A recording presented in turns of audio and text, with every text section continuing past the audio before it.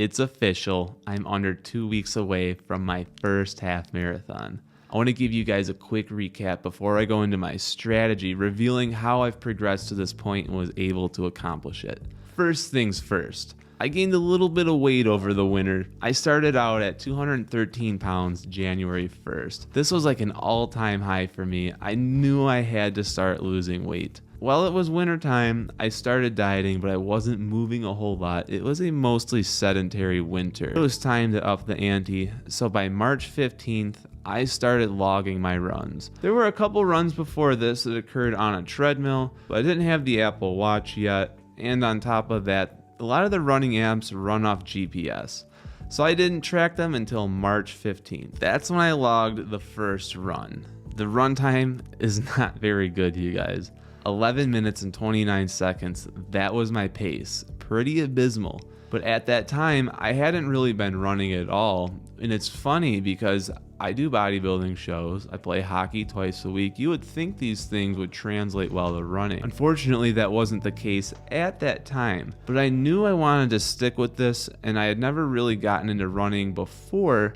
So I said, you know what, I'm into new challenges. Let's see how far we can take this.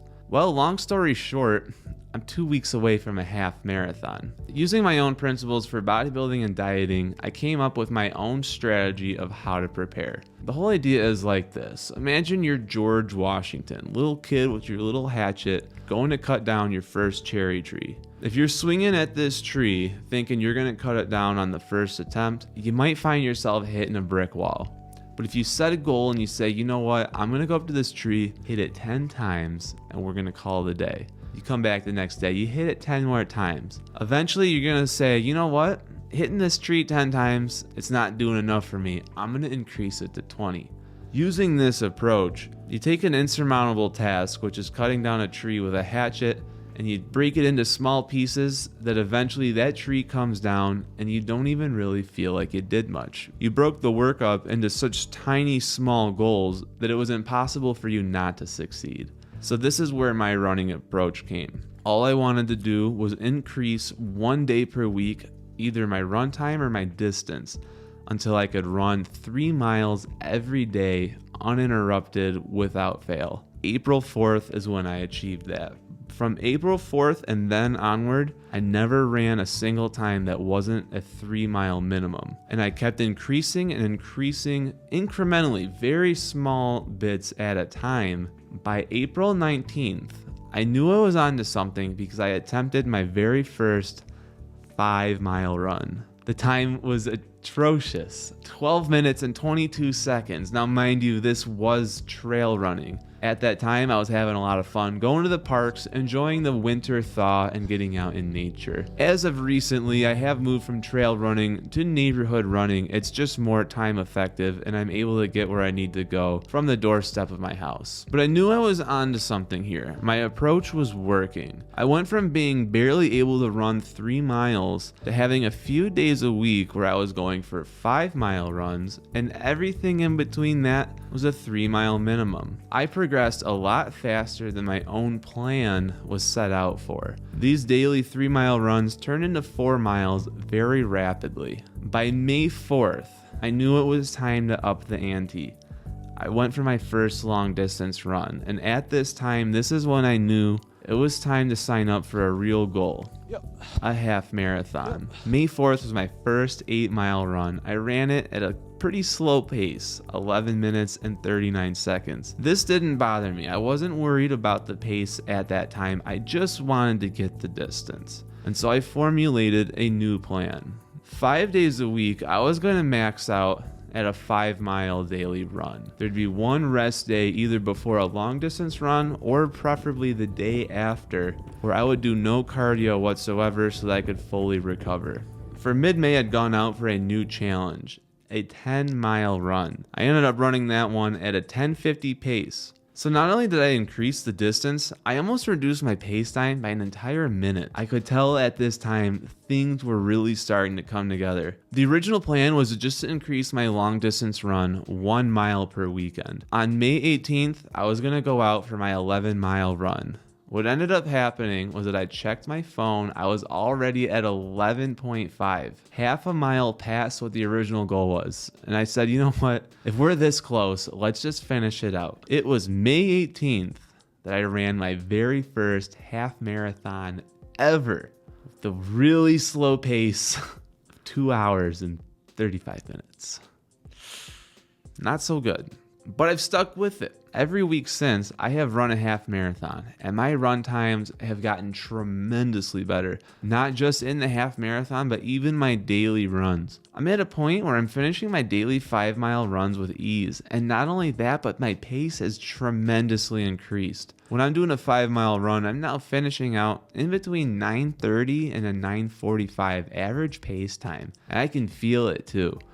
The endorphins I get when I'm running, my brain is going haywire. I'm really feeling the runner's high, especially now that I would consider myself pretty adequately in shape. Each weekend I go out and I run another half marathon. On May 27th, I ran it again, this time 2 hours, 25 minutes. I shaved off an entire 10 minutes from my pace time. That means each mile was almost a minute better. This is really incredible, and it gets even better than that. June 2nd, I went after it again, 2 hours, 18 minutes. This average pace was 10 minutes and 32 seconds, which I think is pretty respectable considering I have never really run seriously before until this year. Despite all the sports I played, hockey, bodybuilding shows, things of that nature, I never actually just ran for the sake of running. This is going to be my goal for my June 15th half marathon.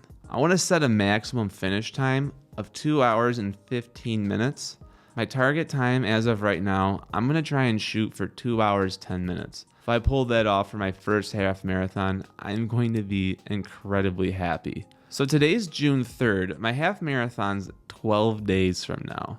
I'm going to start deloading my running, which means my daily runs are going to decrease. I'm probably going to take an extra rest day or two. On Saturday, I did sign up for a local 10K, which I'm going to do a practice race. It's half the distance of a half marathon, so this is going to be a great opportunity for me to see how do I do in a racing environment. For this, I am going to try and increase my pace pretty hard. I'm going to be targeting a 55-minute 10K. We'll see if that works out. I do want to bring you guys with me along with that. Now, before I take you guys to the 10K, let's cover off nutrition. If you've watched my videos before, you know I eat a crazy amount of bacon. I'm having on average 2 pounds of bacon per day. It's where a majority of my calories come from.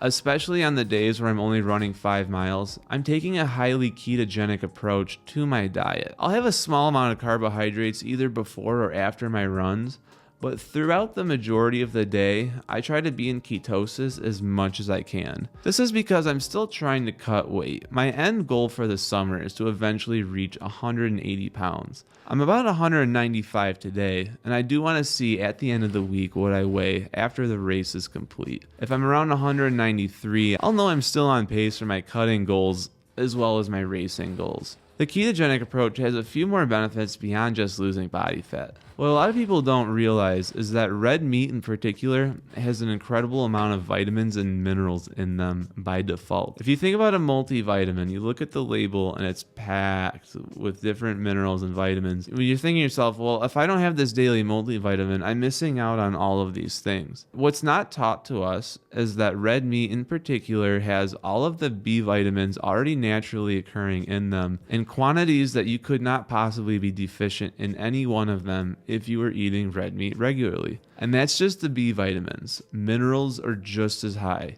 Red meat is going to have a lot of potassium. It's got magnesium, iron, calcium, manganese, chromium, selenium, zinc, which is where the bacon comes into play. Yes, the bacon is delicious. It helps me get into ketosis. It also makes sure I'm getting plenty of vitamins and minerals. It makes sure that my body is incredibly stocked with all the nutrients it needs to be a high-performing athlete. My hormone regulation is in tip-top shape even when I'm cutting weight.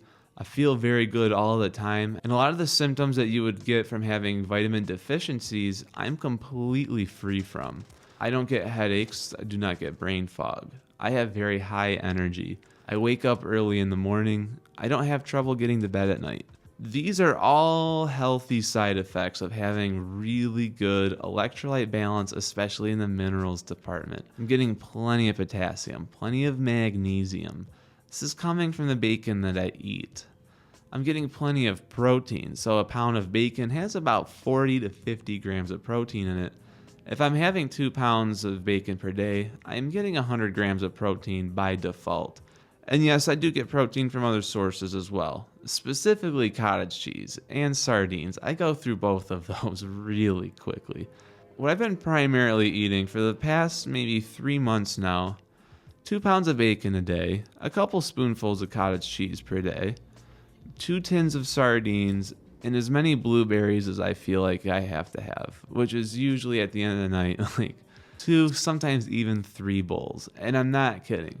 The amazing thing about blueberries, especially late at night, everyone gets a sweet tooth, myself especially. I decided early on, instead of trying to fight it, why don't I just give into it in a controlled setting? So I get frozen blueberries. I put them in a bowl. I allow them to thaw for maybe 5 to 10 minutes, and then I eat my blueberries as if they were ice cream. Each one of these bowls is only maybe 150 calories at the most, depending on how many berries I put in the bowl. That means if I have one bowl, that's basically doing no damage to me calories wise. If I have a second bowl, that's only going to be maybe 300 calories max. That's never going to be enough calories to take you out of a calorie deficit and start storing body fat. If anything, all it does is slows down your deficit a little bit, making your weight loss take slightly longer. To me, that's not a big deal. In fact, the slower you lose the weight, the more muscle you'll retain, and it's also going to make the diet easier. The only day of the week where I don't follow the ketogenic diet is the day that I actually run my long distance run. On my long distance runs, I do actually carb load before the run, and then as soon as the run is complete, I actually do take in quite a lot of sugar to immediately kickstart my recovery. This might look anywhere between 300 and 400 grams of carbs for the day that I ran that half marathon. Mind you, these runs are burning up to almost 2,000 calories. I am a heavier guy. I'm not built like the long distance runners you normally see. I'm carrying on a ton of mass. My body's using up a tremendous amount of energy on these runs. These carbohydrates are getting spent. If you are someone that's following a ketogenic based diet, don't feel like you need to be eating a lot of carbs yourself. I'm doing this purely for running long distances. Outside of that, I am pretty much carb free. So with that, let's go hit this 10K, see how it goes, and we'll recap what I think went well, what didn't, and how I'm going to pace out for my June 15th half marathon. I'll see you guys on the other side.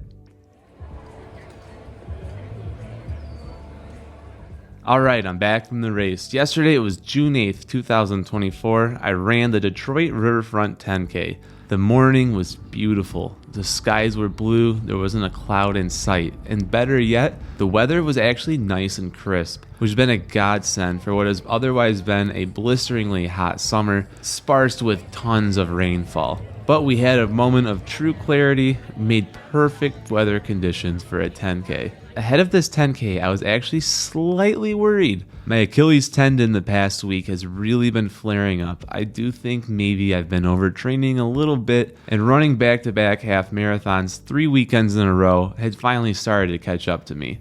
Fortunately for me, I took Thursday and Friday completely off. This allowed me to recover quite well. In fact, I ran completely pain-free on Saturday. I'm really glad I took those 2 days off because otherwise, I'm not sure I would have performed as well as I did. In the morning, before heading to the race, I did a mini carb load using what I like to call protein pancakes. There's really only 2 core ingredients here. One is going to be an unflavored isolate protein powder. I choose a Now brand, but any brand works. The second is going to be Krusty's pancakes. There may be many ingredients in these, but at the end of the day, it's simply just 2 products mixed together. I grabbed the Krusty's purely because Costco sells them at a pretty cheap price. I use this as my carb load for the race. Other than that, I have a pretty clean morning. I try to keep fiber down on a race day. That way I'm able to run with a stomach that's not too backed up. After the race was over, I made sure to immediately get some carbs in my system, fast-acting carbs, and I celebrated this with frozen yogurt. I've been doing frozen yogurt immediately after each of the half marathons I've been running. mostly because it's a quick, fast-acting carbohydrate that's going to get into the bloodstream almost immediately so that we can kickstart the recovery process. As much as I love the keto diet, when I'm in race mode, I've got to shift gears away from that. Getting down to the race, I did a little bit of mild stretching to make sure that my Achilles tendon was ready. I felt great, and truth of the matter is, once I started seeing all the people and getting all the buzz, a lot of those worries immediately evaporated. As soon as the race started, I knew I was off to a good start. I felt very loose, very limber, and very powerful. In fact, this was actually the best race or run I've ever done in my entire lifetime. I ended up running this 10K at an amazing 52 minutes and 9 seconds. That was actually 3 full minutes better than my goal. And the best part is I logged 6.3 total miles. So for whatever reason, I ended up somehow getting an extra 0.10 of a mile in this race, which means if it was truly accurate down to 6.2, I actually would have run it even faster, which I am completely happy about. My average pace time ended up coming out to be 8 minutes and 17 seconds, and there were some miles, in fact, that I was running below 8 and I was cracking into the 7s. And I felt it too. I was very quick out there and I felt incredible. Overall, I took 33rd place out of my age bracket for the men. And then I took 71st overall, that includes men and women and all age groups. Very happy with that. I am a first-time runner. I've never competed in running before. I wasn't going in there expecting amazing results, but I'm very happy to know I at least finished in about the top third. For me, that's really good news, especially because I have the half marathon immediately next weekend on June 15th. My goal for the half marathon is to run it in 2 hours and 15 minutes. But being honest with you guys, after looking at these results, I'm starting to think it's possible I might run it much faster than that. I'm not going to get cocky and say that I'm going to be hitting a sub 2 hour half marathon, at least not on my first go around. But I'm starting to wonder if a 2:10 or even maybe a 2:05 is potentially in the works for me. What I'm going to be doing next week to make sure I'm fully recovered, I definitely want my Achilles tendon to be in good shape on the day of the race. Instead of doing my normal cardio sessions this week, I'm actually going to be doing a spin bike. This will allow my tendons to rest up fully, and I'm not going to be putting a lot of pressure on them, while still maintaining some good levels of cardio. But this is mostly going to be a deload week. I'm definitely not going to be training like I have been. For this whole week, I really want to make sure I go at it with all that I got. Well, guys, thanks for watching my journey along the way. I'm so excited for this half marathon. I've been thinking about it for weeks, and now we're finally in the several remaining days. Go ahead, like this video, subscribe to the channel if you had a good time. I've got new original content coming out every Monday. And additionally, on top of that, I've recently started a new live stream that I do Sundays at 10 in the morning. It's a walk and talk podcast, so I'll be covering multiple different topics. But the idea is that I want you to put your phone into your pocket and go about your day. Maybe you're also doing cardio, maybe you're cleaning the house, maybe you're driving to work. But in any case, I'll cover a wide variety of topics, either exercise related, weight loss related, or just lifestyle improvements in general. Regardless of the topic, I want to help make a better you. So with that, guys, I'm going to get nice and recovered and rest up for this half marathon. The next time you guys see me, I'll check in with the results. In the meantime, I've been Andrew Fillion. I'll see you guys next Monday. Peace.